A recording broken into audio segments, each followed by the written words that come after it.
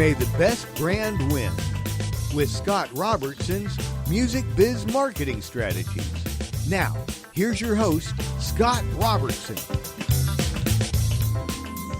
Hey there, everybody. Happy Friday. You are tuned to May the Best Brand Win on Intertalk Media, the undisputed leader in music biz talk. And I am Scott, your host, and a man who is planning an amazing weekend vacation getaway all the way to the living room. I'm going to leave the office, going all the way to the living room. It's going to be exciting. I'm excited. You have to plan your vacations. There might be other people in the living room. We're not completely sure. We're all kind of quarantined like rats. Paul B is still quarantined at a secure location, so he's unable to join me here on the air today.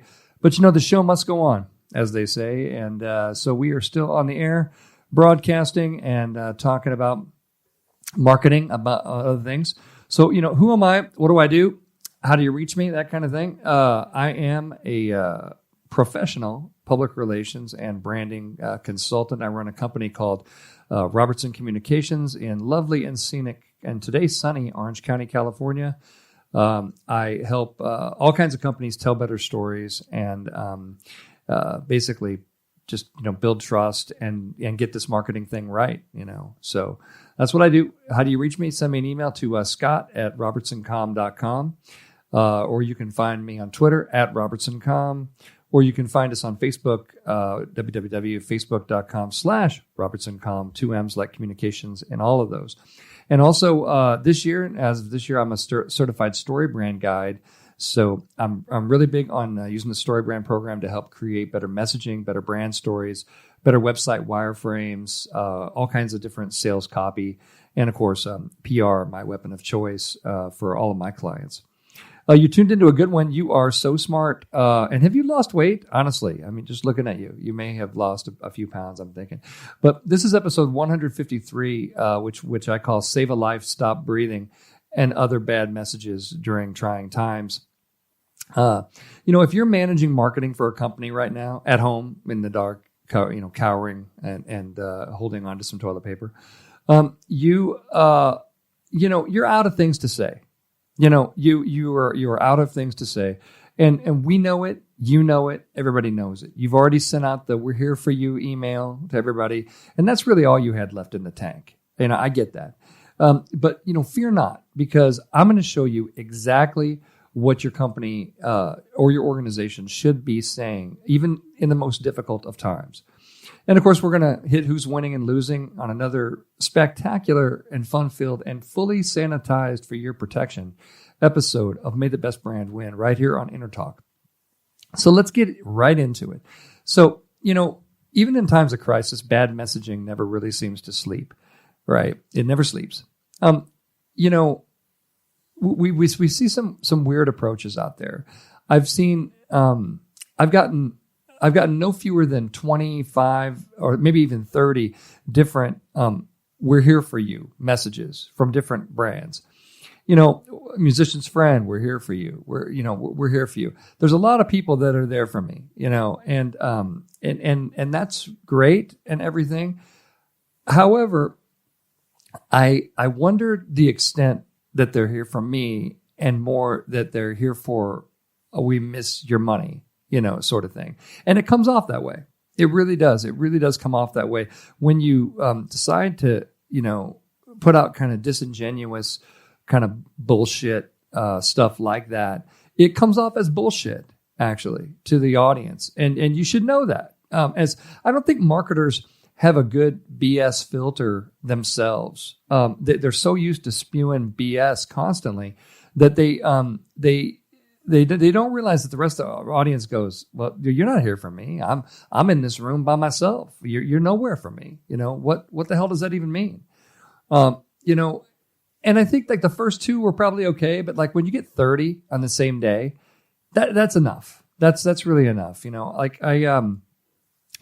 I got one from the Les Paul Foundation, and they say, and God love them, they're trying to communicate, right? And they say, the Les Paul Foundation is here for you. To all of our fans and supporters, stay safe and well. We're here for you. No, you're not. How are you here for me? If you're going to be here for me, then explain how you're here for me. Oh, we're here for you. Really what this is this looks like a newsletter that they had already previously created. It's got Joni Mitchell honored with Les Paul Innovation Award at NAMM, Les Paul Foundation grantees. It's got all these, different things. This was a newsletter they already had. And they're like, oh, well, crap, we can't send that out because of the virus. And they said, oh, well, let's just slap "We're here for you" on it. Your friends, we're here for you, kind of thing. Don't do stuff like that. Don't do stuff like that. The audience doesn't like that. That's not okay. Okay. There's a better way to do that. If I was doing it, I would just say, here's something that's not about the dumbass virus. And honestly, because everything's about the dumbass virus, people would probably, chuckle at that and say, oh, okay, I'll give you a chance and see what you got going on. Be real. Okay. And don't just strap, we're here for you on something and pretend that that's a, comforting message to people. It's not. Don't do that. That's what's happening out there, right? There's, I do want to talk about this other message. There's a message that the government's pushing and everybody's pushing, save a life and stay home, kind of message. Here's why that message is bad, right? I understand that people say, oh, well, it's inaccurate. First of all, it's really inaccurate message. First of all, because it's like, I kind of get what they're saying, but it adds to the fear of a situation that already has a lot of fear, and that's not a good thing. It's not a good thing if you're in the business of and I understand what people are saying, and I've had people argue with me on social media about this too, and they say, oh, well, if people aren't scared, then they won't stay home. Well, you got to leave that up to people. You can't make a situation seem worse than it is, to prevent something that, may or may not happen kind of thing. It's just, that's not okay either. The truth is the message that anybody wants to be sending out. And then I was laughing yesterday because when they announced there was a story that came across the news media, and the news media are terrible to just pay attention to during a time like this. They will do nothing but have you cowering in a corner thinking that the world is going to end. Because that is kind of what they do in situations like this. So you got a big grain of salt for everything that's coming out of them. But yesterday they had a thing that said, well, now the virus can be spread by talking, by breathing, and even talking. By talking and even breathing. Sorry. So, so now the message is not just stay away from people, but don't talk to people, and then presumably, save a life, stop breathing. And it's just like, you have to mitigate these kind of things when you're in a messaging role. And I always tell my clients, I say, when you're in a leadership role, you are the person. You are the person that or the entity that people are looking at to tell them whether things are okay or not, right? And they're going to take their cue from you. So if you're scared, they're going to be scared. If you're the leader and you're scared, they're going to be scared. Those kind of things, and that's not okay. You don't need to be doing that. That's not the right thing to be doing. With your branding. So, who's doing a pretty good job of this, though? I think, and I mentioned this in the show a couple of weeks ago, but Cottonelle has a really good messaging approach. If you've seen their ads, they're really strong. I'll read you some of their copy. This is some of their marketing copy. It's on the front page of their website right now. #ShareASquare. We are working hard to get shelves stocked and supplies to those in need. If you have toilet paper to give, we encourage you to #ShareASquare with those who need it most. Show us how you shared toilet paper with those in need, and we will donate $1 for each social post that features ShareASquare through June 1st, 2020, up to $100,000. Although some shelves may be empty, we know there is no shortage of kindness. Very strong, very good. And remember, please follow social distancing guidelines when you #ShareASquare. Their TV ads are strong. Their social presence on this is strong, and their ability to, obviously something that is a commodity that they produce now has this great value to it, and they're able to, respond absolutely perfectly with exactly kind of what the market needs from that, right? I mean, Cottonelle has done a fantastic job with its messaging. Its ads are very strong. They're very well done. I also think that a lot of the food restaurants switching very quickly to sort of a delivery model.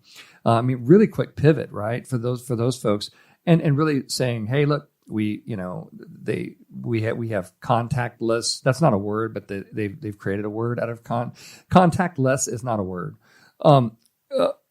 Actually the correct grammatical way to say it is contact free, but probably free makes it seem like the food's going to be free, and it's not. So they've invented a word, contactless delivery, and that kind of thing. And I think the restaurant industry has done a pretty good job pivoting and saying, look, we can still deliver food to you, and we can still do curbside service to you. There's still many ways that you can enjoy our service that stay within the virus guidelines and that sort of thing. So I think that is those are two examples of really good approaches. Again, on the poor side of things, bad approaches are anything that says kind of like we're here for you. You got to stop saying that. You got to stop saying that. Okay, it's not true. You don't mean it. Stop it. If you're not the SBA, the SBA could say we're here for you because we're forgiving, $420 trillion bazillion dollars for small businesses and that kind of thing. They're here for you. I get that. That's a fair message, right? But everybody else, you're not here for us. You're not. You miss our money is what that message really is. You just got to stop it. Also, I'm seeing a lot of opportunistic kind of sales-driven crap on this subject. Man, there's nothing that's going to burn your brand faster than trying to take advantage of a situation where people are scared, where people are in a bad situation and trying to sell in it. That is just bad form. I've gotten several things on LinkedIn from folks that, I never heard from before that came in and said, well, I noticed that you may need a new investment guy because your stock portfolio may be in the toilet and that kind of thing. Stop it. And I respond back to those people and I'm like, not the time, Bob, seriously, I know that your book of business is suffering from this, but welcome to the club. It's not okay for you to, opportunistically use a crisis, to build your own book of business. It's not appropriate. Don't do that kind of crap. That's going to bite you in the butt every single time. Don't do that. And I see a lot of it, and just because somebody puts the words COVID-19 in the subject headline, that does not automatically give you access to me or any audience member. You don't automatically have access just because you put that in there.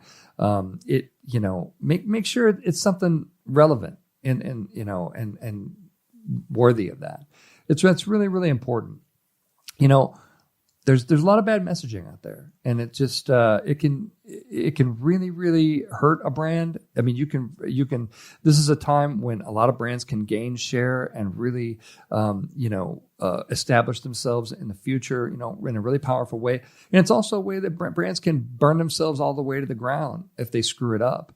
So you gotta, I always tell people, I say communications is like a double-edged sword.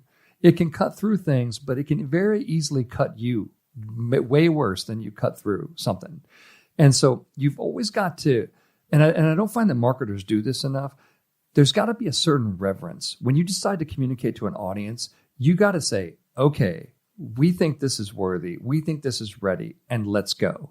It can't just be, we had this, and so we retooled it with COVID-19 in the subject header, and now it's okay. You can't do that. Okay, that is a bad communications practice. It's going to bite you in the butt, and you may not even know it. People may just turn the page on you. They may not be angry enough to, to come back at you, but they may just say, look, that's just a brand that is dead to me, and we're gone. We're out. That happens a lot. So remember, the first button on the phone is the unsubscribe button. When you get a group email, they can unsubscribe to your whole list. The very first thing they can click on. I've always advised my clients, I said, make sure your emails are worth it. Are they worth the risk? And every time that you put yourself out there, your communications and your brand is, make no mistake, you are at risk every single time you do it. So you need to approach it with that level of reverence. I have my entire career. I think it's really important that people do that. I don't see enough of that happening out there. And you guys are smart because you are listening to May the Best Brand Win on Intertalk Media, the undisputed leader in music biz talk. Come on back. We're going to talk about who's winning and losing in just 1 minute. See you in a minute. Thanks.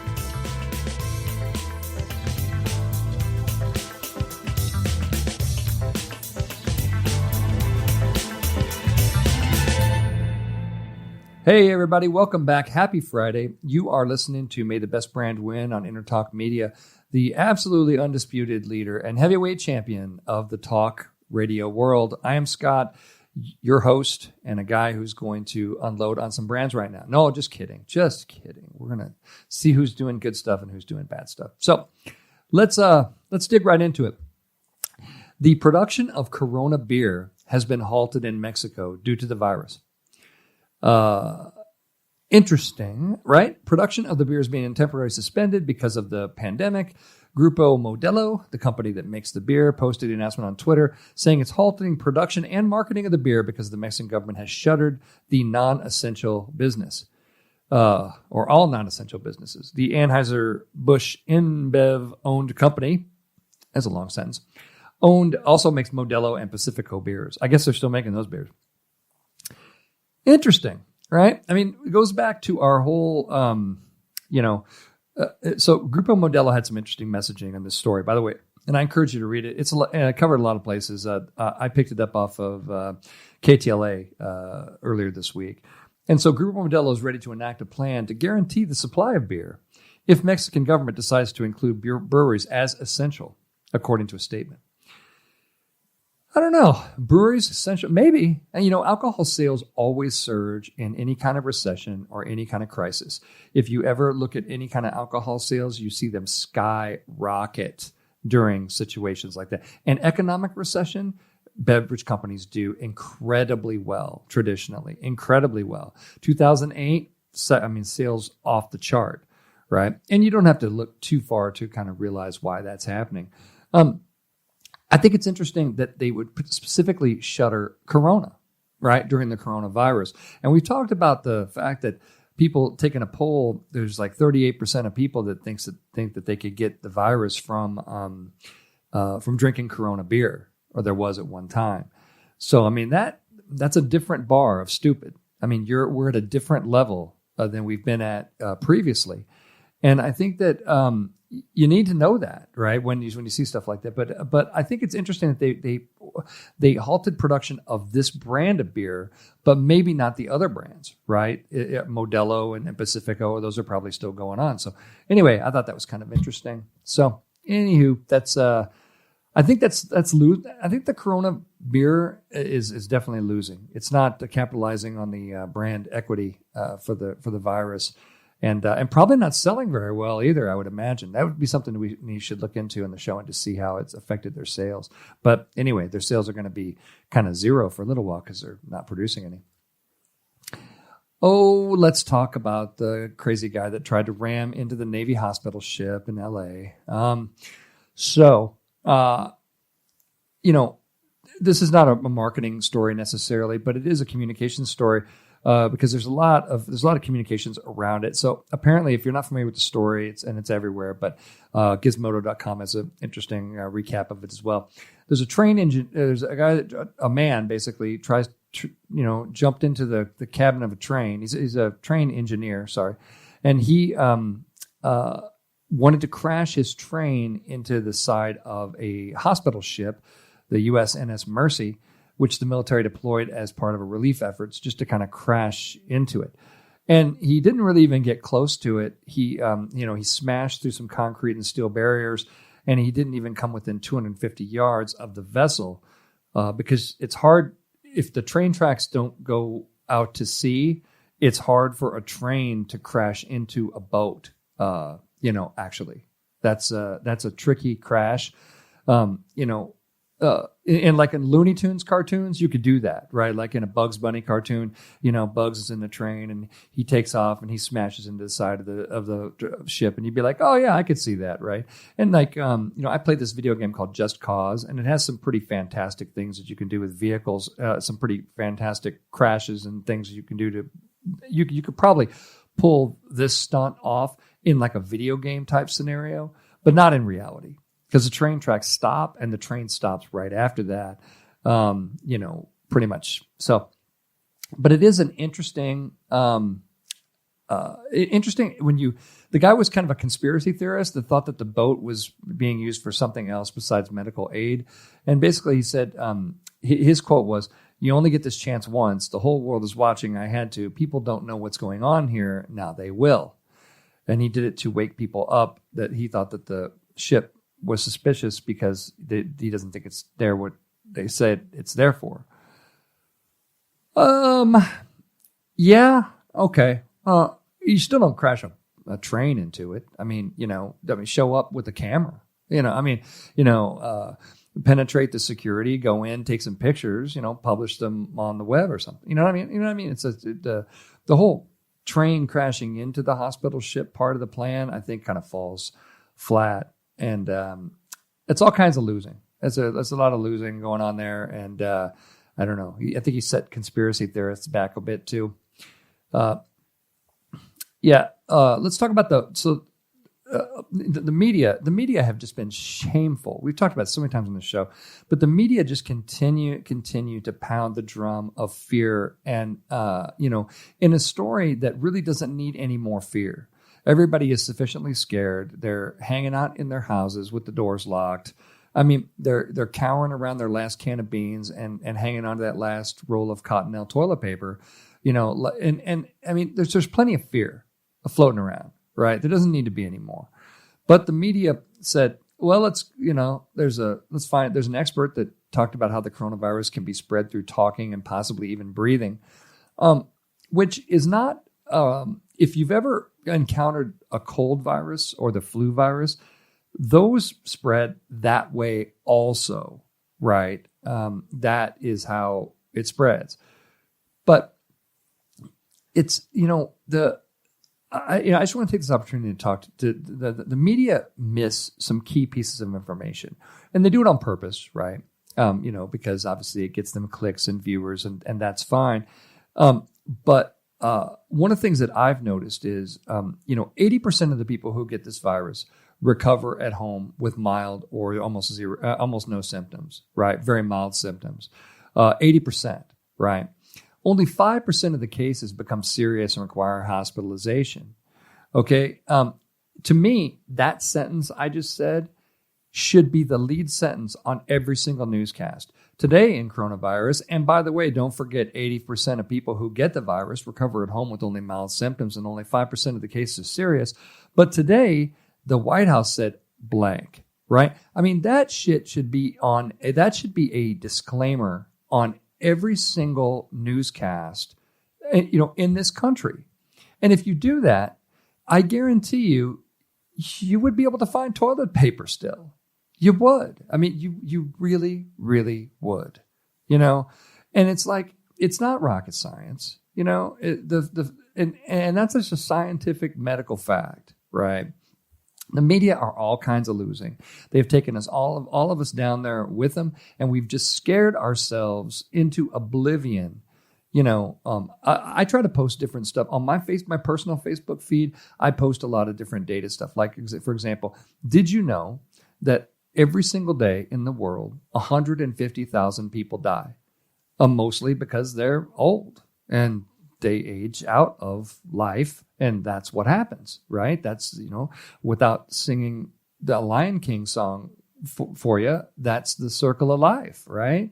And so 150,000 people dying a day. The virus so far has killed 55,000 people over a span of months, right? So I do that to provide perspective for people and say that this great, horrible thing that we've shut the world down for has killed a third of the people who die every single day in the world. Just so we're on the same page. It's like, and people, on Facebook always come at me and say, no, it's a terrible situation. The sky is falling. It's absolutely falling. And I just refuse to believe crap like that, because I can look at the data dashboard and go, no, it doesn't look like that at all. It doesn't really, I mean, obviously in New York, it's a very serious situation in the United States, but for the rest of the country, it's pretty mild. I got to say. Pretty mild. And the media make it sound like Godzilla's coming out of the water and breathing fire and going to burn down every single one of our cities. And that is an inappropriate news approach, in my opinion. And it causes a lot of unnecessary fear in a situation that doesn't require any more. So anyway, off of that, but the media are definitely losing. They're taking us all down with us. Let's switch gears to Microsoft. So Microsoft rebranded its Office 365. And as it's added some features for sort of beyond work hours.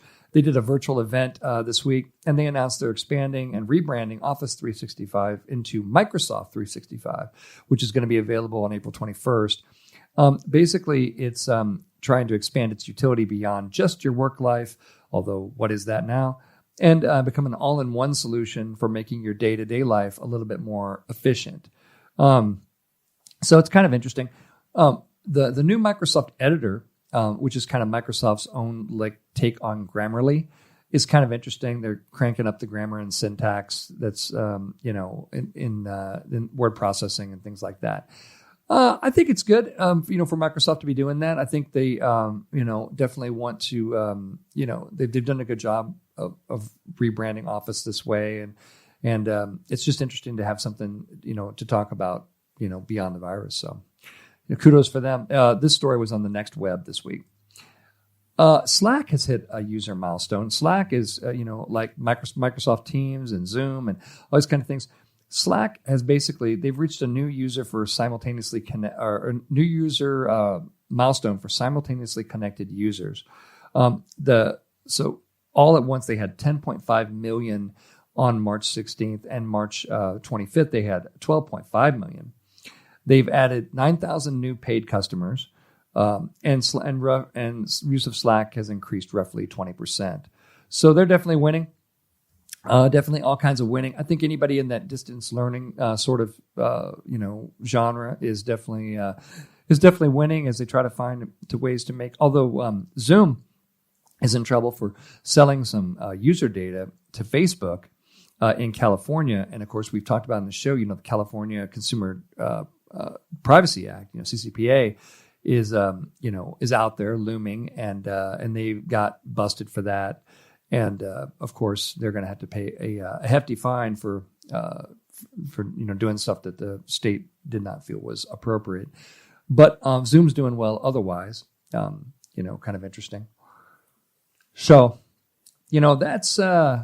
Anybody, like I said, in that space is going to be doing well for a while now. As people sort of redefine and reimagine what their work life, can and should be.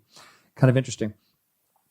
Well, that's who's winning and losing this week, folks. You are tuned to May the Best Brand Win on Intertalk Media. Come on back. I'm going to give you some tips on what to say when you run out of things to say. Come on back.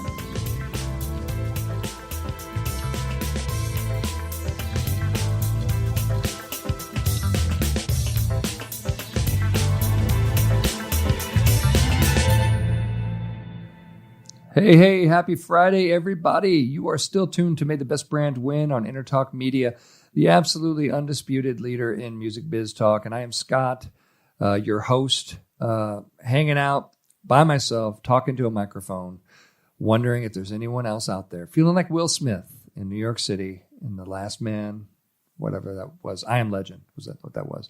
And also Will Forte on Last Man on Earth.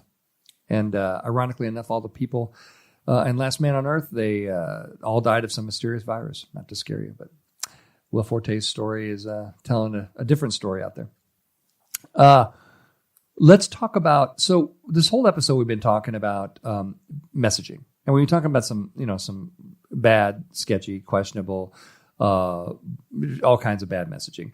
But in the third segment, I like to shift gears and really talk to you about what you should be doing. And this should be fun. So I'm gonna give you a few tips of what to say when your company kind of has run out of things to say. Okay. My first tip is that you want to go back to your core messaging, right? You want to go back to your messaging document. If you don't have one, you need to work through it. You need to get one. You need to, if your messaging isn't written down somewhere, it does not exist. Even if it exists in the president's mind, that doesn't count. It's got to be written down somewhere so that you all have a template to follow and everybody shares the same understanding of what we're doing. So all of my clients have a core messaging document. We reference it on everything, so we understand the brand personality. We understand the voice that we're speaking in. We understand, who our audience is, what they're trying to do. All those kind of things are covered in brand messaging. If you need help with that, I'm the guy that can help you with that, just so you know. But go back to your core messaging. So story, brand, script. Basically, you want to think about what problem do we solve for people. The reason that people will pay attention to us is because we are solving a problem for them, right? How are we being useful? How is the brand, is the organization being useful? And in a time like this, like COVID-19 times, how people still have needs. People still have a lot of needs. How are we serving them? Are we serving them in different ways? I give you a great example in the first segment about the food companies. People still have the need to eat, as it turns out. Biologically speaking, they still need to put food into their bodies. And these companies say, well, we're not going to close down. We're going to modify the way that we are delivering the food to them so that we have this contactless pizza delivery and contactless, food delivery and our drive-throughs are open and kind of, all things like that to where we can still provide you with the solution that you're looking for. We're still solving the problem for you, but we're just solving it in a bit of a different way. I think that's really important to do because and you might say, well, Scott, that's just so obvious. It is really, really obvious. However, if I pointed you to my inbox right now, I could show you all kinds of emails that aren't solving any problems for me. They're just solving problems for themselves. And my guess is the problem is that they don't have enough sales. But that's not a problem for me.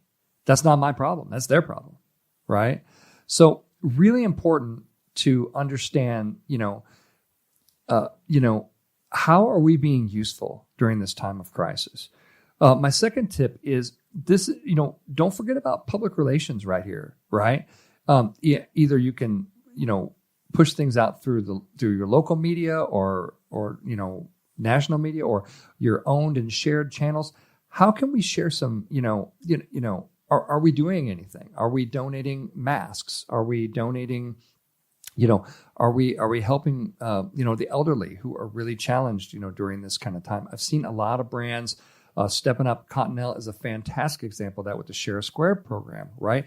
If they see you sharing a square, that they're going to donate $1 to, help somebody else get, toilet tissue during this time of toilet tissue rarity, and that sort of thing. So, don't forget about PR during this kind of time. It can be very, very good, and you're out there if you truly are doing things to help, then it's appropriate to shine sort of the light of the media on what you're doing. That is appropriate and not, I don't find that to be creepy or opportunistic at all. Also talk to your brand community. How are they coping with things? Is there any good news out there about, that you can share with someone in your brand community? John Krasinski from The Office, created his own little YouTube channel where he does nothing but share good news. Now he's not doing that's really helping his brand, by the way, because he comes in and he kind of makes fun of the fact that he's not a newscaster, but he says there's so much bad news. I'm going to be here exclusively sharing good news. He's got millions of people watching him, right? But a lot of those stories, are just from people, and those could be people in your brand community as well. So the more that we're kind of sharing good news about people helping, about somebody in the brand community doing something awesome, and then you're not about yourself. When one of the biggest rules you can have in social media is you don't want to make it about yourself. If you find yourself talking about yourself a lot, shut up immediately. You should be about them. You should be talking about them. You should be giving them a platform to say, aren't they awesome? Aren't they witty? Aren't they handsome? Aren't they beautiful? Have they lost weight? Doesn't their butt look amazing in those jeans? You know what I mean? You know what I'm saying? I mean, make it about them. And so many social approaches I see are just me, just all about us. They're just all about the center of the message. That's not ever going to work. Here's me telling you that that's not ever going to work. People are most interested in what class? Themselves, especially on social media. Social media is created as a giant narcissistic mirror where we can be constantly validated and revalidated by people in our network. I don't want to get into the psychology of it with you, but, that's human beings. That's human beings for you right there.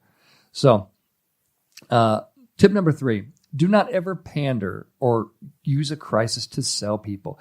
And oh my God, does this come in handy on LinkedIn? If you're one of these LinkedIn people that wants to connect with people and then immediately start selling them, stop it.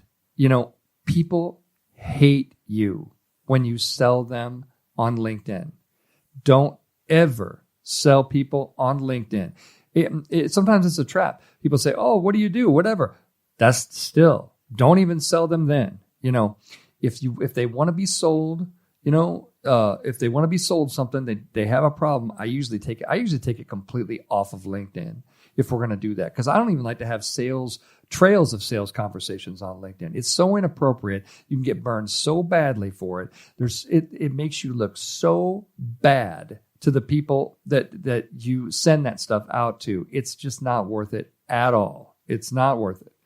I get 2 or 3 of those a week. Hey, Scott, just wanted to see what you were doing in terms of SEO. My company, son of a bitch, if we don't do SEO, I tell you what, we're awesome at it. That's kind of great. Well, you're dead to me, because the fact of the matter is I know a ton of people do SEO, and they don't invade my privacy with a bunch of useless crap about themselves when they could be talking about me. You know what I mean? Get real. Get real about this stuff, okay? Don't pander. Don't use a crisis to sell people. Resist that urge. I know there's salespeople out there and they're itching to sell and they're itching to sell. We will get through this. You will be able to sell again. I understand that. But seriously, keep it holstered until we get through the crisis. That always comes off poorly. Number 4, don't talk just to talk. I've had this conversation with numerous clients. A perfectly acceptable response in any kind of crisis, there is at least one box that says we say nothing. There's at least one box that says we say nothing. And you're just not doing yourself a service if you don't think through the consequences of that box, right? Sometimes the very best thing that you can do is just be quiet. Is just be quiet. You'll have your opportunity to talk. The mic's coming around. You will have your opportunity to talk, but you don't have to feel compelled. And this is for all you marketers out there. I know marketers, always want to talk. Do you know how powerful you can be if you just shut the hell up and listen? If you listen to your audience for half a second, they will tell you what's going on. They will tell you. When I worked at NAM, the members told us what they wanted. They were clear. They were really, really clear. Really clear. All you have to do is just shut up and listen to it. It's important. Part of communications, the often overlooked part of communications, is the part where the mouth goes shut and the ears go open, and we start to listen, right? Then we can become really, really useful. We talked about being useful, be really useful once we know what's really troubling them, what's really bothering them. But you got to shut up the sales pitch for a while. Nobody's going to talk to you if they think you're just selling them, Just saying. Number 5, I think fun and humor can still work. You want to apply some context, though. I like brands that make me laugh. I like brands that make me smile. I like brands that, I like looking at the world through a humorous lens. That is my personality. I dig that. If you're trying to market to me, humor can definitely work. Appropriate humor. Appropriate. Use context. And in a crisis situation, a lot of context, right? A lot of context. We talk about that double-edged sword, but I don't think that the whole world, has to shut off and all of a sudden we have to be so serious. A about this and this entire thing. I mean, there's a lot of funny things that are going on, in this situation. The fact that that they just discovered that an airborne virus can be transmitted through the air. I mean, that is pretty funny, right? I mean, it's painfully and ridiculously obvious, but funny when you think about that being a news story. They're like, hey, airborne virus found to be transmitted by breathing and talking. Really? You went to school for that, I'm guessing? You went to school for the part about the airborne virus being transmitted through the air? Awesome. Well done. Very well done. Context. You can use fun and humor. There's a lot to be made fun. There's a lot to be made fun of in this ridiculous world. But I can apply that context. So what have we learned, class? We learned that we are probably out of things to say, and that's okay. And we don't want to say we're here for you anymore. Thank you. Good. Thank you, Jesus. Hopefully now you have, a few new ideas about what to do and, what to do, what to say. And, and until we can all leave our homes again and rejoin the busy, bustling, and super, super fun world out there, and it's going to be great when that happens. I hope everybody's staying safe and getting ready to rock when we come out of this thing in about a month. And, that's it for me, folks. I will be back next week with a fresh show. And until then, enjoy your time with your families and have a good one and do some great marketing out there. All right. Bye-bye.